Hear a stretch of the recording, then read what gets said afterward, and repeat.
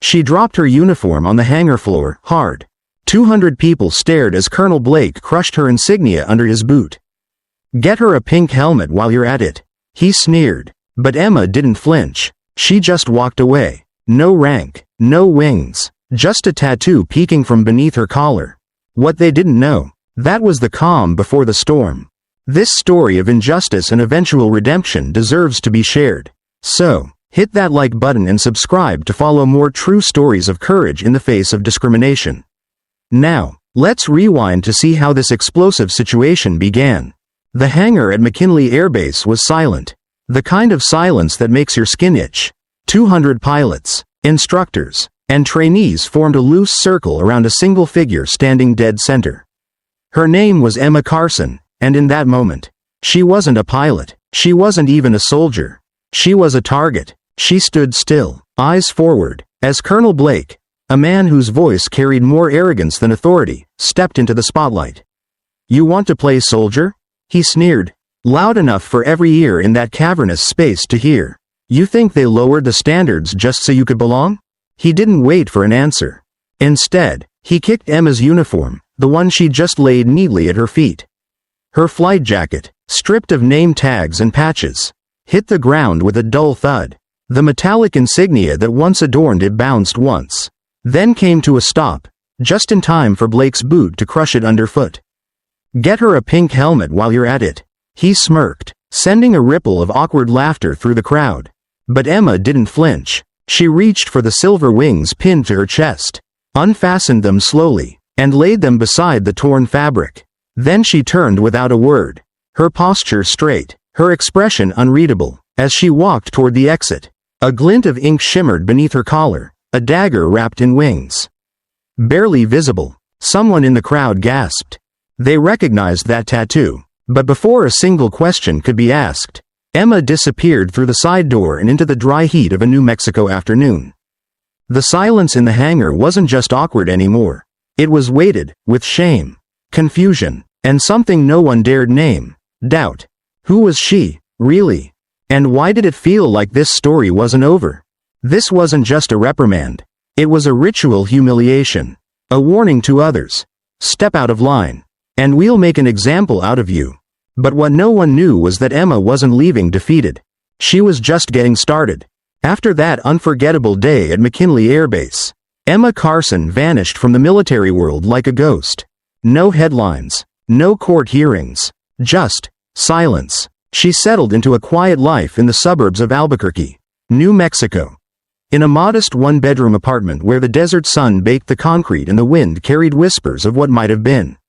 Her neighbors in the small complex knew her as Ms. Carson, the soft-spoken high school math teacher in Unit 7B, the one who never missed a day of work, never raised her voice, never had visitors. They didn't know she ran 10 miles every morning before sunrise, cutting through the empty streets like a shadow, avoiding the trails where people might stop her for conversation.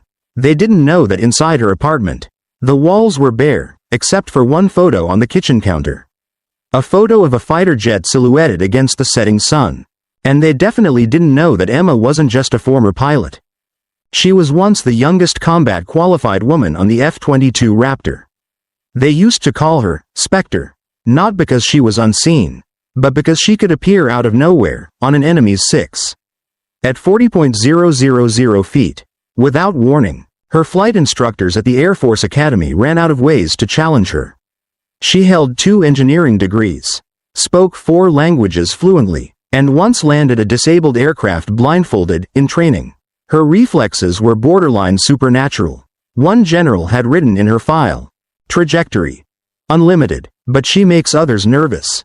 And nervous they were, especially those who climbed the ranks with politics instead of skill. Emma had walked away from that world not because she was weak, but because staying would have meant losing herself entirely. So now, she taught teenagers how to factor polynomials and solve for x. She graded papers while sipping coffee in silence. She smiled when students called her boring or just a math lady. And every so often, she'd look at the photo on her counter, close her eyes, and remember what it felt like to fly. But beneath that calm, ordinary exterior, something powerful still lived, something the world wasn't ready for. but would soon witness again. If you're still with me on this journey, comment the number 1 down below. Let's see how many of us are still listening to Emma's story. Because it's only just beginning. In the quiet of her apartment, Emma Carson often sat alone at the kitchen table long after the sun had gone down. She didn't watch TV. She didn't scroll social media. What she did was remember. She remembered the last time her brother, Charlie, had called. His voice was steady, but she'd known him too well not to hear the tension behind it. "I volunteered, Em," he'd said. "If you're not going to fly, someone's gotta keep eyes on Blake." Colonel Blake. Back then, he was still going by his real name, Daniel Royce. Emma had known the man was dangerous. A fraud in a uniform. The kind of officer who wore medals he never earned and buried mistakes he did.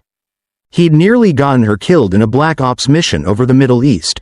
A mission based on falsified intelligence that led her straight into an ambush. She survived, barely, but it cost her everything, her career, her credibility, and eventually, her will to fight. But Charlie hadn't let it go. He saw how the system failed her, and he decided to stand in the line of fire himself. When Blake planned another covert operation in Afghanistan, Charlie took Emma's place on the mission. He claimed she was too emotionally compromised to fly. Blake agreed, too eager to notice the switch. 17 minutes after takeoff, Charlie's Black Hawk went down. Official cause? Mechanical failure and enemy fire. But Emma knew better. She stood in the cold wind at Arlington National Cemetery, watching the honor guard fold the flag over her brother's casket. She didn't cry, not in front of them. But inside, something broke. That day, she made 2 promises. 1. She would disappear.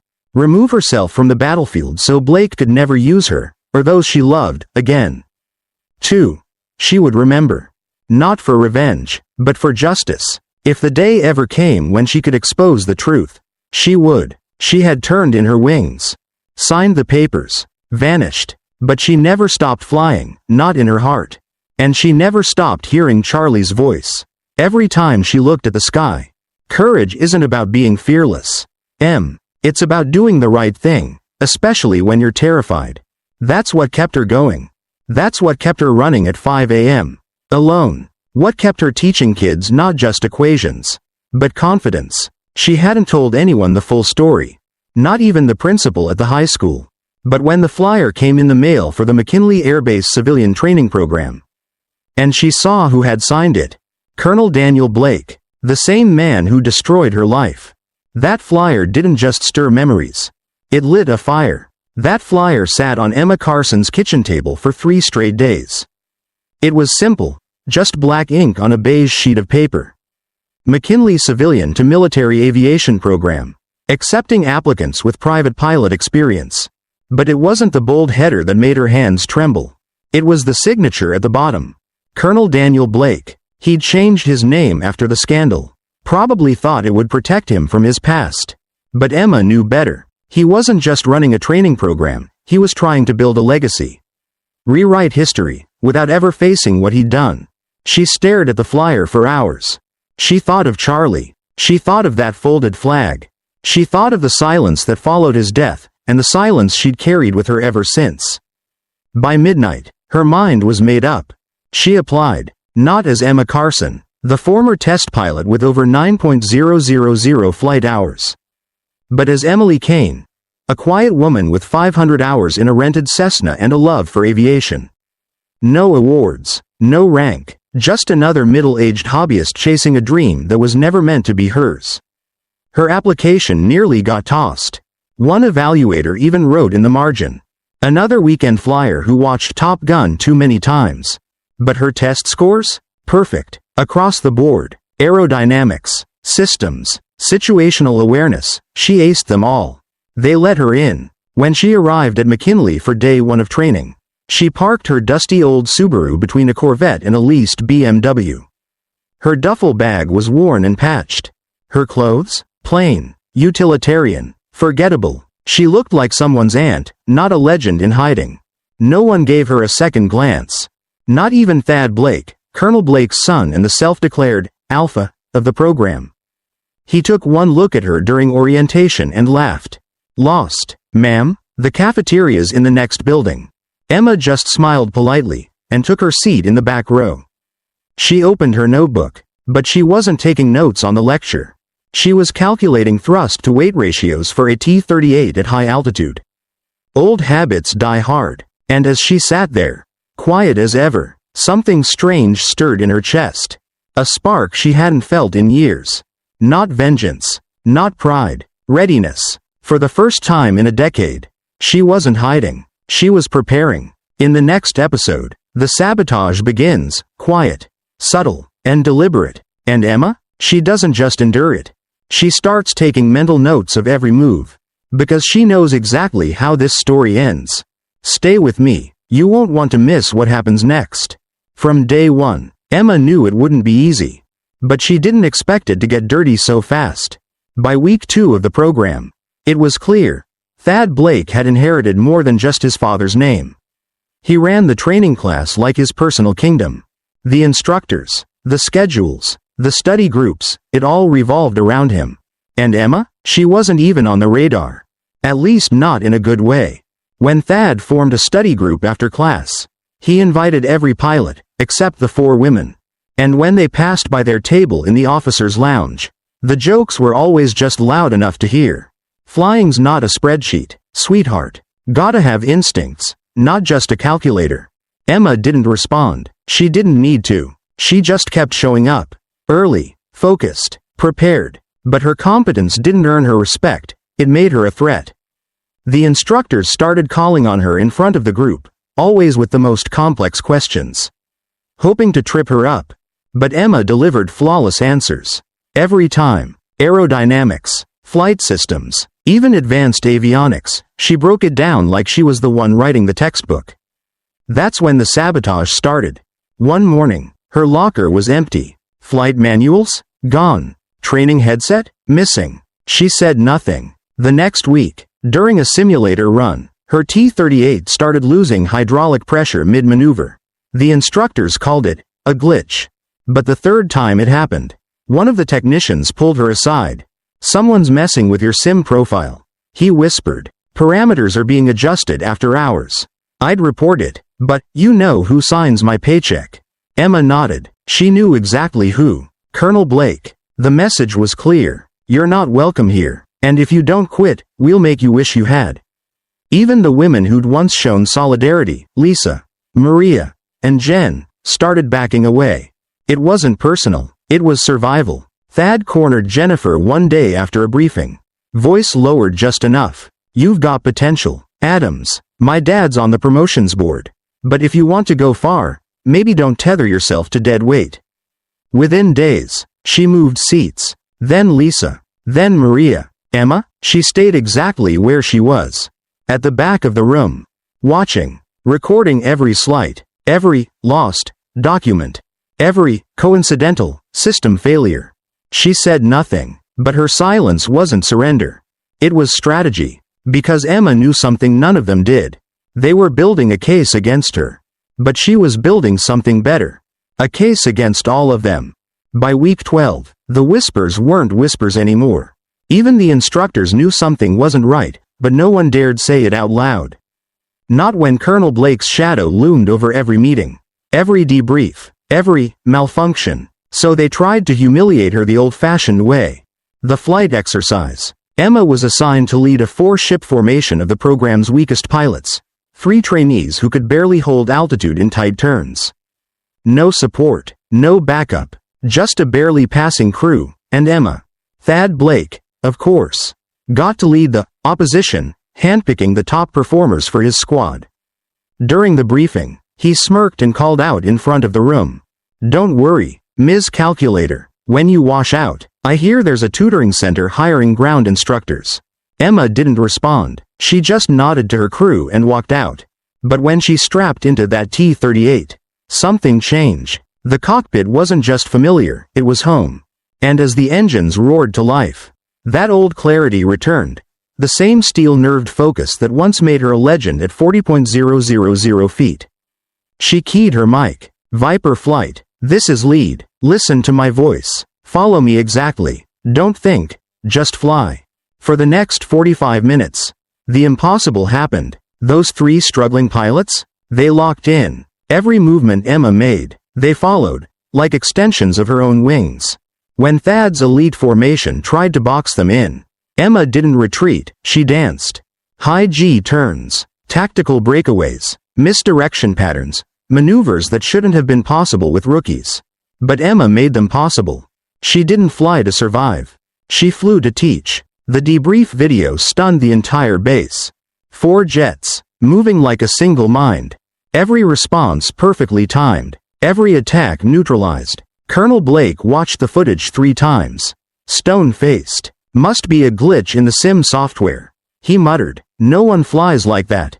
We'll rerun it tomorrow. So they did. Same pilots. Same setup. And Emma? She flew circles around them again. By day 3, even the instructors stopped pretending it was luck. Emma Carson wasn't a fluke. She was a force. After the exercise, her 3 teammates pulled her aside.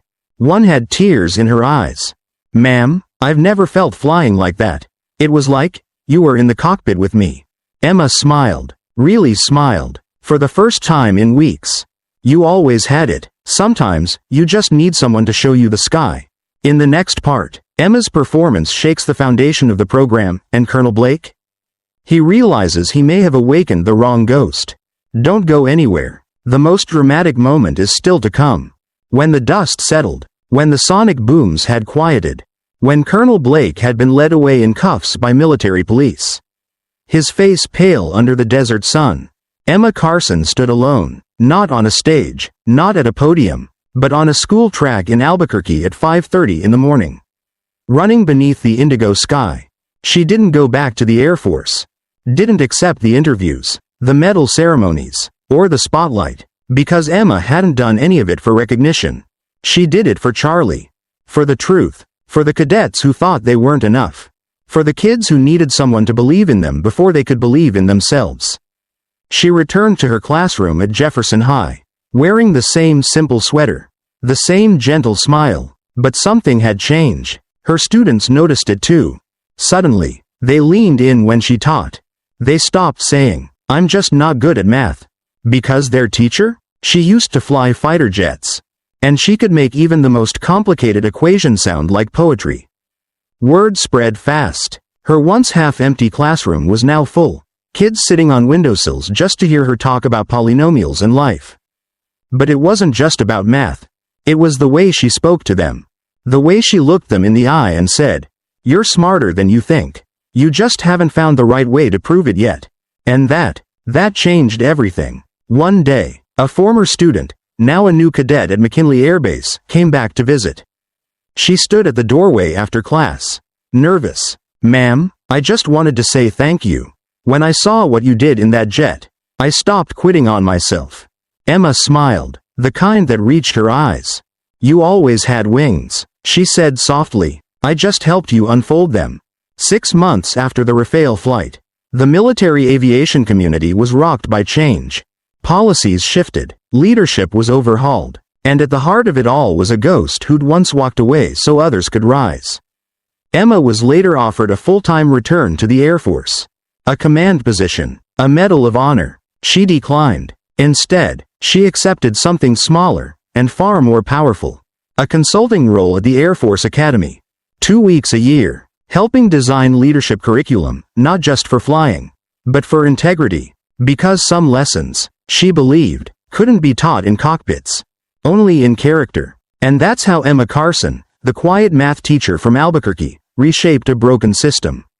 Not with revenge, but with grace. If this story moved you the way it moved me, leave a comment below telling me what moment hit you hardest. And remember, sometimes the quietest ones carry the loudest truths. At first glance, this might seem like a story about fighter jets, sabotage, and redemption. But look a little deeper, and you'll see something far more powerful. Emma Carson's journey reminds us that true strength isn't always loud. It doesn't always wear medals or stand in the spotlight. Sometimes, it walks quietly into a classroom. Sometimes, it runs 10 miles before dawn. And sometimes, it chooses to lift others up, even when no one did the same in return. This is a story about dignity in the face of humiliation. About choosing purpose over revenge. About rebuilding something better instead of burning it all down. Emma could have destroyed her enemies. She had every right to. But instead, she chose to build a life that meant something. And in doing so, she didn't just reclaim her identity, she became light for others who had been left in the dark. How many of us have been underestimated? How many have stayed silent? Not because we were weak, but because we were waiting for the right moment to speak? Maybe that moment is now. Maybe it's time to stop shrinking to fit into someone else's story, and start writing our own. Emma's legacy isn't about how high she flew. It's about how many people she inspired to believe they could fly. Too. And maybe, just maybe, that's the most powerful kind of leadership there is. So if this story meant something to you, if it made you think, or feel, or remember your own moments of quiet strength, let me know in the comments.